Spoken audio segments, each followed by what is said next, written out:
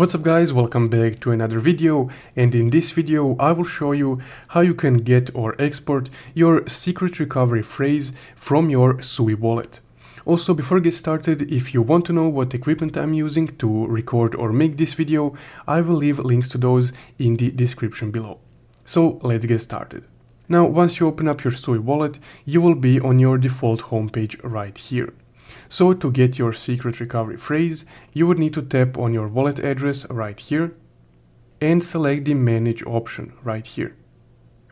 Now once this menu load, all you would need to click is just export passphrase right here, and then you can select to view your secret recovery phrase if you want, but for the sake of the video I will just click on the copy option so you guys can see my recovery phrase, and then we need to authenticate.